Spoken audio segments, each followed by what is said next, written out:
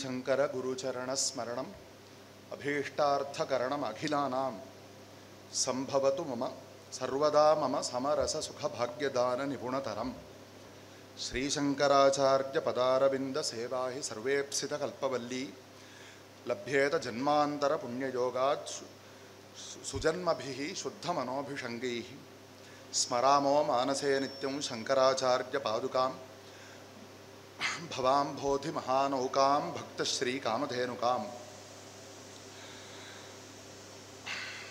अपार करुणा सिंधुं ज्ञानदं शांतरूपिणं श्रीचंद्रशेखरगुरुं प्रणमामि मुदान्वहं देवे देहे च देशे च भक्त्यारोग्य सुखप्रदं बुधपामर सेव्यन्तं श्री जयेन्द्रं नमाम्यहं नमामः शंकरान्वाख्य विजयेन्द्र सरस्वतीं श्रीगुरुं शिष्टमार्गानुनेतारं सन्मतिप्रदम् நிறைய இடத்துல சத்கார நிகழ்ச்சிகளுக்கெல்லாம் போயிருக்கோம். இருந்தாலும் விசேஷமாக அக்னிஹோத்திரிகள்லேருந்து அநாத பிரேத சம்ஸ்காரம் வரைக்கும் பலவிதமான தர்மங்களையும் வியாபித்து எல்லாத்துக்கும் ஒரு அழகாக ஒரு ஸ்தானம், எல்லாத்துக்கும் வாழ்க்கையில் ஒரு உலகத்தில் ஒரு ஸ்தானம் இருக்குது. எல்லாத்துக்கும் அதுக்குண்டான ஸ்தானம் கொடுத்து பண்ணுறது ரொம்ப சந்தோஷமாக இருக்குது. இதுதான் நம்ம பகவத்பாதாள் அத்வைத்தம்னு சொல்கிறச்சே அத்வைத்தத்துக்குள்ளே எல்லாம் அடங்கிறதுங்கிறதுனால அந்த பகவத்பாதாளுடைய இங்கே எல்லா சம்பிரதாயத்து குழந்தை எல்லாமும் இருக்கவும் இருக்கா. ஏன்னா அத்வைத்தத்துக்குள்ளார எல்லாரையும் நம்ம அனுவதிச்சுன்னு போகிறது தான் நம்ம பெரியவா நம்மளுக்கு பகவத்பாதாள் சங்கர பகவத்பாதாள் நமக்கு சொல்லி கொடுத்துருக்கக்கூடிய பாதையாக இருக்கு. முக்கியமாக இங்கே இருக்கக்கூடிய குழந்தைகள் இன்னும் அந்தந்த தொழிலதிபர்கள் மற்ற ஆஸ்திகள் பலதரப்பட்டவாளும் இருக்கிறதுனால பகவத்பாதாளுடைய ஜெயந்தியாகவும் இருக்கிறதுனால பகவத்பாதாள் பெரியவா ஒருத்தரும் ஏதோ பல சந்தர்ப்பங்களில் பேசுறச்சே ஒரு நாள் சொன்னா, பகவத்பாதாள்னா யாருன்னு இன்னைக்கு மக்களுக்கு நாம் தெரியப்படுத்தணும். இது ஒரு ஸ்லோகம் உண்டு. பிரச்சாரியம் சர்வலோகேஷு சஞ்சாரியம் ஹிருதயாம்புஜே விசாரியம் சர்வ வேதாந்தைஹி ஆச்சாரியம் சங்கரம் பஜே அப்படின்னு ஒரு பிராச்சீனமான ஸ்லோகம். இது ஏதோ நாராயணியோபனிஷத் பாஷ்யன்னு இருக்குது. அது எங்கே அந்த புஸ்தகம் தேடலாம், ஆனால் அந்த ரெஃபரன்ஸ் மாத்திரம் இருக்குது. பிரச்சாரியம் சர்வலோகேஷு சங்கர பகவத்பாதாள் அவளை இந்த ஒரு சங்கர ஜெயந்திங்கிறது ஒரு சந்தர்ப்பம் நமக்கு. இதை கர்ப்போத்சவமாக பண்ணுறவா இருக்கா, ஜனனோத்சவமாக பண்ணுறவா இருக்கா. இந்த வருஷம் விசேஷமாக ஸ்ரீ பகவத்பாதாளுடைய அவ சித்தி அடைஞ்சு 2500 வருஷங்கள் பூர்த்தி ஆகிறது இந்த வருஷம். 2500 வருஷம் முன்னாடி பகவத்பாதாள்னு பொதுவாக சொல்கிறோம். அந்த நம்பருங்கிறது இந்த வருஷம் வந்திருக்கு. அவள் அவதரித்து அதுக்கு 32 வருஷம் கூட்டி அந்த முதல்ல அவள் அவதரித்ததையும் சேர்த்து 2533. அதான் இவர்கிட்ட சொல்லிட்டு இருக்க உள்ள எடுத்து 2024 லோகத்தில் எல்லாருக்கும் புரியறதுக்காக சொல்கிறோம். 2533 ஜெயந்தி. ஏன்னா அந்த நம்பர் ஒரு குறிப்பிட்ட ஒரு பிரசித்தமான ஒரு புருஷருடைய வருஷம்னு லோகத்தில் கருதப்படக்கூடிய வருஷத்துலேருந்து ஆரம்பித்து பண்ணுறது லோகத்தில் விவகாரத்தில் இருந்துட்டுருக்கு. நம்ம பகவத்பாதாளுடைய வருஷம் அப்படின்னு ஒரு வருஷம் இருக்கோம் இல்லையோ, அது மாதிரி பிரச்சாரியம் சர்வலோகேஷு என்ன பகவத்பாதாள் சொன்னா. இந்த தடவை விசேஷமாக அதுக்கான நிகழ்ச்சிகள் எல்லாமும் மடத்தில் ஏற்பாடாயிருக்கு. அது இதுவும் அதனுடைய அங்கமாகவே நம்ம வச்சுன்றோம். பகவத்பாதாள் அத்வைத்தத்தை சொன்னார், சித்தாந்தம் அது ஒரு பக்கம். அது யாரோ சில பேருக்கு புரியலாம், யாரோ ஒரு சில பேருக்கு அதில் ஒரு ஈடுபாடு ஏற்படலாம். எல்லாருக்கும் அத்வைத்தம் தத்துவம் சித்தாந்தம் ஈடுபாடு வரும்னு சொல்ல முடியாது, சாத்தியமும் இல்லை. பகவத்பாதாள் நம்மளை போல எல்லாரும் ஏதோ பண்டிதாள்னு எங்களை சொல்கிறா. இன்னும் சகல இந்த குழந்தைகள்லாம் இருக்கா. இன்னும் பலவிதமான வாழ்க்கையினுடைய சமுதாயத்தினுடைய காரியங்களில் அங்கங்களில் இருக்கக்கூடியவாள்லாம் இருக்கா. எல்லாருக்கும் அவரை ஜகத்குரு அப்படின்னு நம்ம சொல்கிறோன்னா அவர் பிரஷ்னோத்தர ரத்னமாலிகா அப்படின்னு ஒரு கிரந்தம் பண்ணியிருக்கார். அநேக கிரந்தங்கள் பண்ணியிருக்கார். அதில் இது ஒரு கிரந்தம். இந்த காலத்தில் கொஸ்டின் பேங்க் அப்படின்னு ஒன்று வருது. எக்ஸாம் எழுதுகிறவாளுக்கெல்லாம் அது ரொம்ப முக்கியம் இல்லையா? என்னென்ன கொஸ்டின் எக்ஸாமில் கேட்பா, அதுக்கு உண்டான ரெடிமேட் ஆன்சர் இல்லையா? அது மார்க்குக்கு சௌரியம் இருக்குது. பகவத்பாதாள் ஒரு கொஸ்டின் பேங்க் ஒன்று கொடுத்துருக்கார். வாழ்க்கைக்கு உண்டான ஒரு கொஸ்டின் பேங்க். பிரஷ்ன உத்தர ரத்ன மாலிகா. கேள்விகள் பதில்கள், கேள்விகளும் ரத்தனமான கேள்விகள், பதில்களும் ரத்தனமான பதில்கள். வாழ்க்கையினுடைய சகல விதமான விஷயங்களுக்கும் அதில் இருக்குது. இது யாரோ ஒரு குறிப்பிட்ட வேதாத்தியனம் பண்ணுறவாளுக்கு மாத்திரம் அப்படின்னு இல்லாமல் வேதாத்தியனம் பண்ணுறவாளும் அவசியம் கற்றுக்கணும். முக்கியமாக பாடசாலை குழந்தைகளுக்கெல்லாம் பகவத்பாதாளை கொண்டு போகணுங்கிறதும் பெரியவா சொன்ன ஒரு விஷயம். ஏன்னா நம்ம தான் நாளைக்கு பின்னைக்கும் போய் சொல்லணும். நாளைக்கு நீங்கள்லாம் வந்து இந்த மாதிரி நின்று உங்களுக்கு சத்காரம் பண்ணி உபன்யாசம் பண்ணணுமாச்சு நீங்கள்லாம். அதனால் நீங்கள்லாம் தெரிஞ்சுக்கணும். எல்லாரும் தெரிஞ்சுக்க வேண்டிய விஷயம். வாழ்க்கையினுடைய சகல அம்சங்களுக்கும் ஜகத்குருங்கிற ஸ்தானத்தில் அவள் சர்வேஸ்வரனுடைய அவதாரமாக இருந்து, ஏன்னா பிரபஞ்சமே அந்த சர்வேஸ்வர பாவத்தில் பார்த்தேன்னா அவள் சிருஷ்டி பண்ணுது. பிரபஞ்சத்தில் எது சத்தியம் எது சத்தியம் அல்ல அப்படிங்கிறது அவள் சொல்லாமல் யார் சொல்லும்? அப்போ அப்படிப்பட்ட அந்த பிரஷ்னோத்தர ரத்ன மாளிகைங்கிறது அந்த காலத்தில் நம்ம காமகோட்டி கோஷஸ்தானத்தில் அதை மொழிபெயர்ப்போட போட்டிருக்கு. இன்றைக்கும் நிறைய டிரான்ஸ்லேஷன்ஸ்லாம் கிடைக்கிறது. எல்லாரும் இப்போ சுலபமாக இப்போ நெட்டு இருக்கிறதுனால யாராக இருந்தாலும் சர்ச் பண்ணி உடனே எடுக்க முடியாது. அவ்வளவு அழகாக கிரகமேதினோ மித்ரங்கிம் பாரியா அப்படின்னு ஒரு பரம சாதாரண உலக வாழ்க்கை. ஒரு கிரகஸ்தனுக்கு நண்பன் யார்? அவனுடைய மனைவி. சாதாரண கிரகஸ்த குடும்ப வாழ்க்கையிலேருந்து ஆரம்பிச்சு, அவர் சன்னியாசிங்கிறதா அவருடைய தர்மம். ஆனால் அவர் நம்மளுக்கு எல்லாருக்குமா சேர்த்து, சன்னியாசிகளுக்கு மாத்திரம் குரு கிடையாது அவர்கள் இல்லையா? எல்லாருக்கும் குரு, கிரகஸ்தர்களுக்கும் குரு, பிரம்மச்சாரிகளுக்கும் குரு. அந்த மாதிரி அந்த கிரந்தம் ஒன்று இருக்குது. அதில் அத்தனை விஷயங்கள் அவள் சொன்னதை அது கொஸ்டினும் ரத்னம். ஏன்னா கேள்வி துவாதிருண்ணோ பூயான் நச்சிகேத பிரஷ்டா, கேட்குற கேள்வியை கேட்டால் வாத்தியாராக இருக்கப்பட்டவளுக்கு ரொம்ப சந்தோஷமாக சாது பிருஷ்டன் துவயா ராஜன்னு. புராணங்களில் ராஜாக்கள்லாம் கேள்வி யார் ராஜா புராணம் கேட்குறாரோ இது இப்படி இருக்கே எல்லாத்தையும் சொல்லிவிட்டு அப்படியே மண்டையாட்டிட்டு போனோங்கிறது கிடையாது. கேள்வி கேட்டால் தான் சொல்கிறவாளுக்கு இன்னும் குதூகலம். சாது பிருஷ்டன் நல்ல கேள்வியா சபாஷ், அப்போ இவருக்கு சொல்கிறதுக்கு இன்னும் இது சந்தோஷம் இல்லையா? அந்த மாதிரி அருமையான கேள்விகளையும் பதில்களையும் கொடுத்துருக்கா. எல்லாரும் அபாவா இன்னைக்கு அதை உபன்யாசம் பண்ணுறதுக்கு நமக்கு சந்தர்ப்பம் இல்லை. இந்த மாதிரி ஒரு கிரந்தம் இருக்குங்கிறத தெரிவிச்சு. அதனால பிரச்சாரியம் சர்வலோகேஷு, இப்படிப்பட்ட பகவத் பாதாள் இன்னும் இந்த ஒரு கிரந்தத்தில் இப்படி சொல்லியிருக்காள். இன்னும் எத்தனை விஷயம் சொல்லியிருக்கு.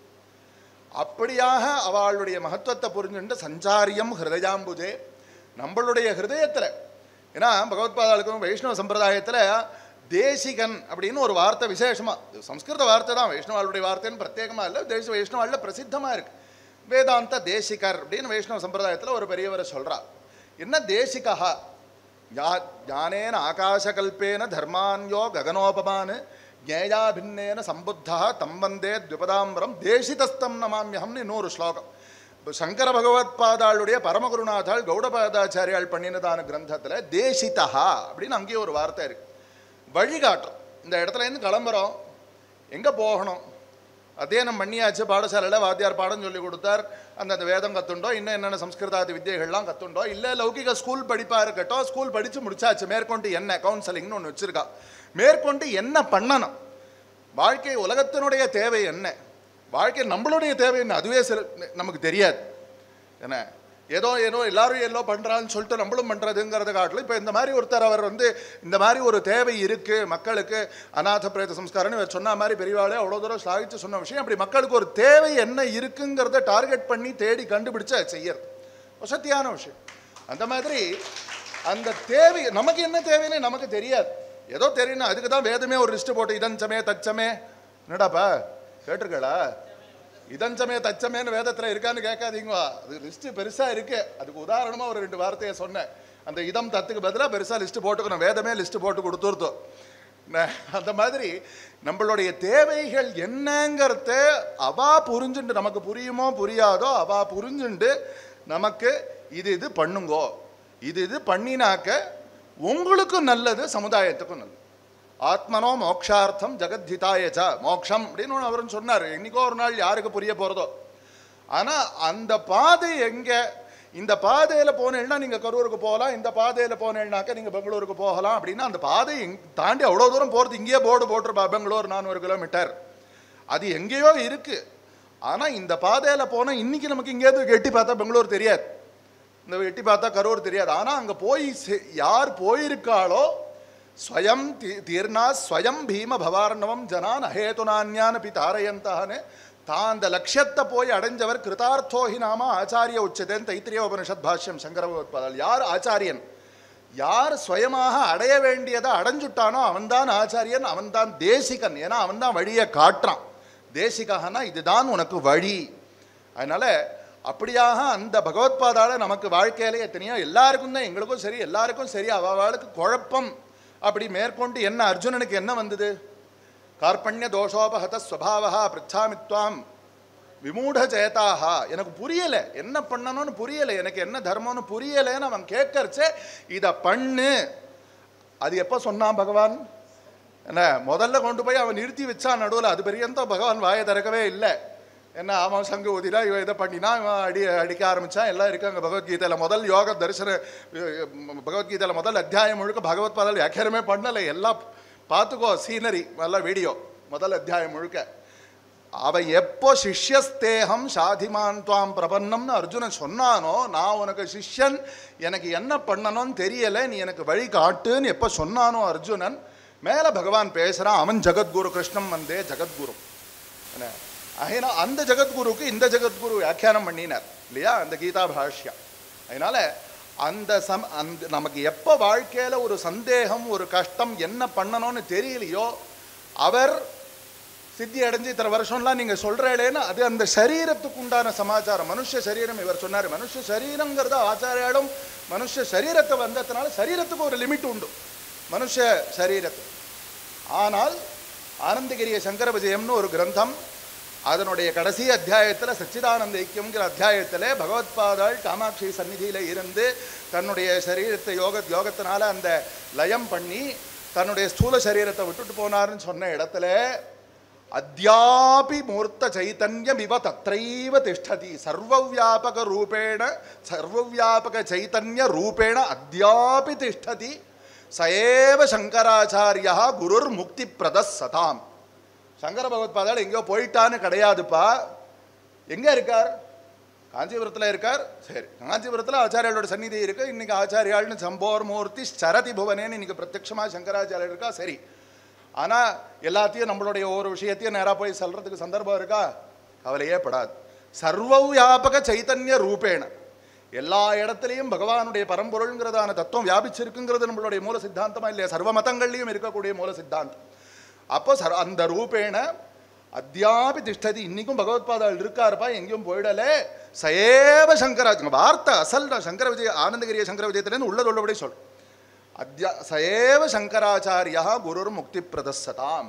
அதனால சஞ்சாரியம் ஹிருதயாம்புஜேன்னு அவாவா தன்னுடைய ஹிருதயத்தில் பகவத்பாதாளை தியானம் பண்ணிட்டு எனக்கு இது என்ன பண்ணுறது, எனக்கு புரியலை, நீ எனக்கு வழியை காட்டு. அதற்கப்புறம் விசாரியம் சர்வ வேதாந்தைங்கிறதெல்லாம் யாருக்கு எப்போ நமக்கு லபிக்கிறதோ அப்புறம் அது இருக்கட்டும்.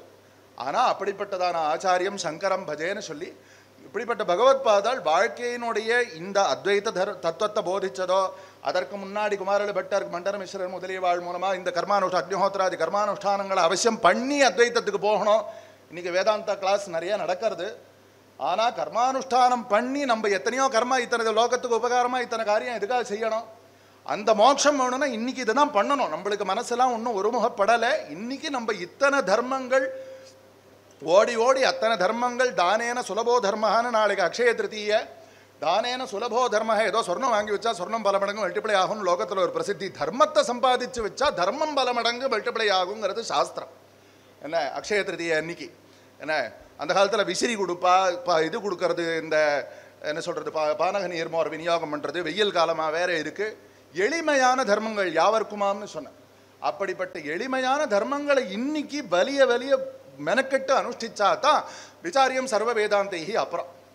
அதனால இது பகவத்பாதாள் நமக்கு காட்டியிருக்கக்கூடிய விஷயம். இன்னும் நிறைய பேசலாம். அதற்குண்டான பகவத்பாதாளை பற்றினதான கிரந்தங்களை உபன்யாசங்கள் இன்றைக்கி நிறைய இப்போ ஆன்லைன் சௌகரியங்கள்லாம் இருக்கிறதுனால அந்த காலத்தில் எங்கேயோ வித்வான்களை கூட்டின்னு வந்தால் தான் இருந்தது. இப்போ இதெல்லாம் சௌகரியம் இருக்குது. நெட்டில் வேண்டாத விஷயங்கள் 1000 இருக்கலாம், நல்ல விஷயங்களும் இருக்குது. நாம் தேடி பிடிக்கணும். வேண்டாத விஷயம் தானே பெரியவா ஜபல்பூரில் ஒரு உபன்யாசத்தில் சொன்னது இப்போ போன 6 மாதம் முன்னாடி. வேண்டாத விஷயம் நோட்டிஃபிகேஷனில் தானே வந்துடும். வேண்டிய விஷயத்தை சர்ச் பண்ணி தான் நாம் எடுக்கணும் இல்லையா? பெரியவா சொன்னது, நான் சொல்ல பெரியவாளுக்கு கைத்தட்ட. அதனால் இன்றைக்கும் ஆச்சாரியாளை பற்றி நாம் தெரிஞ்சுக்கணும்னு நினச்சா நிறையா பேருடைய விஷயமான உபன்யாசங்கள், ஆச்சாரியால் விஷயமான உபன்யாசங்கள் இருக்குது, புஸ்தகங்கள் இருக்குது. குழந்தைகள்லாம் புஸ்தகங்களை படிக்கிற பழக்கத்தை வச்சுக்கணும். என்ன செல்ஃபோனுங்கிறது ஆற்றுக்கு போனால் செல்ஃபோன் கையில் கிடச்சி விட்றது, இங்கே இருந்தால் கொடுக்க மாட்டா பாடசாலையில். ஆற்றுக்கு போனால் கையில் கிடைக்கிறது ஏதோ ஒன்றுங்கிறது. அதில் 10 புஸ்தகத்தை டவுன்லோட் பண்ணுங்க, ஆச்சாரியாலை பற்றின புஸ்தகத்தை டவுன்லோட் பண்ணி படிங்க. இங்கேயும் பிரத்யட்சமாக லைப்ரரி முதலிய இதெல்லாம் அவள ஏற்பாடு பண்ணி கொடுப்பா. புஸ்தகத்தை படிக்கணும். படிக்கிறதுங்கிறதான வசத்திய கோஷ ஓதுபேக்கும் தேச திருகபேக்கும்னு கன்னடத்தில் சொல்லுவாள். நிறைய புஸ்தகங்களை படிக்கணும், 4 இடத்துக்கு போகணும், அப்போ தான் ஞானம் விகாசம் அடையும்னு. அதனால் குழந்தைகளை அவசியம் இது பண்ணி நாளைக்கும் பின்னைக்கும் அந்த ஜகத்குருவனுடைய ஒரு தேசிகனுடைய ஒரு வழிகாட்டுதலின்படி நாம் எல்லாரும் இந்த குழந்தைகளும் சரி, இந்த மாதிரி இந்த பெரிய பெரிய நிர்வாக தொழிலதிபர்களாக இருக்கப்பட்டோ லோகத்தில் தர்மகாரியம் பண்ணுறாலும் சரி, எல்லாம் பல சமுதாயத்தினுடைய பல துறைகளில் இருக்கக்கூடிய சகல பேருக்கும் அவர் ஜகத்குருங்கிறதுனாலே சம்கரராக எல்லாருக்கும் மங்களத்தை பண்ணக்கூடியவராக, அது ஒண்டிதான் அவருடைய அவதாரத்தினுடைய நோக்கம். அவரை நாம் தியானம் பண்ணிட்டு இந்த சந்தர்ப்பத்தில் மேன்மேலும் நமக்கு ஒரு சத்புத்தியை கொடுத்து நம்மளை வழிநடத்தின்னு போகணும் அப்படிங்கிறதாக அவரை நம்ம பிரார்த்தனை பண்ணிப்போம். கொஞ்சம் காலம் நிறைய எடுத்துட்டேன்னு நினைக்கிறேன். இருந்தாலும் யதாசக்தி என்னுடைய சில கருத்துக்களை பகிர்ந்துண்டு. ஹர ஹர சங்கர ஜெய ஜெய சங்கர.